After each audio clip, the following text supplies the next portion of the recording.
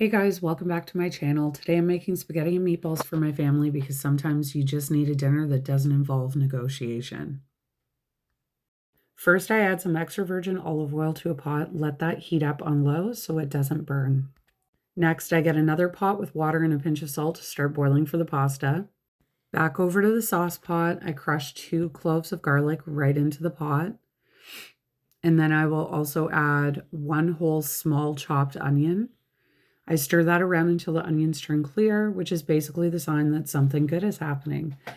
I also add a little sea salt to the sauce pot. You can always add a little more after tasting, so I wouldn't go crazy right now because once it's too salty, that's between you and God.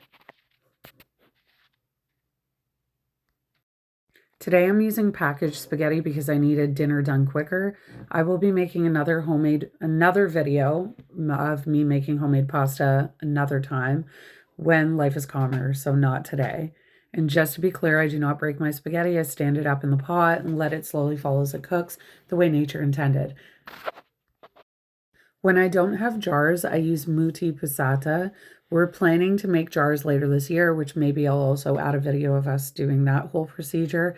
But I really like muti because it doesn't have anything added, just tomatoes, strained tomatoes, and a basil leaf, so it doesn't mess with the flavor. I'm adding 2 jars here. Then I add some water to the jars, just around 1/4 of the jar, shake them up, and pour that into. Because I paid for that sauce and I want all of it. Once spaghetti's cooked, I strain it and set that off to the side. Now for the meatballs. These are all the ingredients I'm going to use today. I use ground veal, and of course Luca, my 3-year-old, throws a monster truck randomly on the counter when I'm not looking, because why wouldn't he? Anyway, I also use ground pork. If I can't find veal, I'll use extra lean ground beef and ground pork instead. Honestly, use whatever you want. No one is calling the Italian police. I put the meat in a bowl, add 2 beaten eggs and breadcrumbs.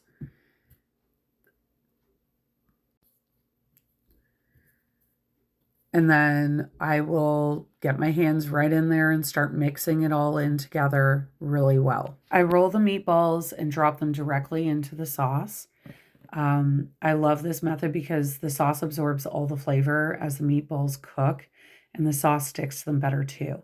In my opinion, it's the best way to do it. They come out soft, flavorful, and impossible to stop eating. Then I add a few fresh basil leaves. Then I'll let everything simmer for at least an hour, usually an hour and a half. You always want to take 1 meatball out to check that there's no pink and make sure they're cooked through. As you can see here, we're good. Finally, I mix the sauce and spaghetti together in another pot, add the meatballs, and serve. We always finish it with freshly grated Parmigiano Reggiano because that's not optional in this house. I make extra so the kids can take it to school in a thermos, and so my husband Jay can take some to work. I portion everything out right away and refrigerate it immediately. Sienna and Emma have approved. Luca, not so much though, but that's life with a busy 3-year-old who grazes like a wild animal, never sits down to eat, which is one of the many reasons why I roll my eyes daily. Thanks so much for being here. Please like, share, and subscribe for more real life family cooking, chaos included. See you soon.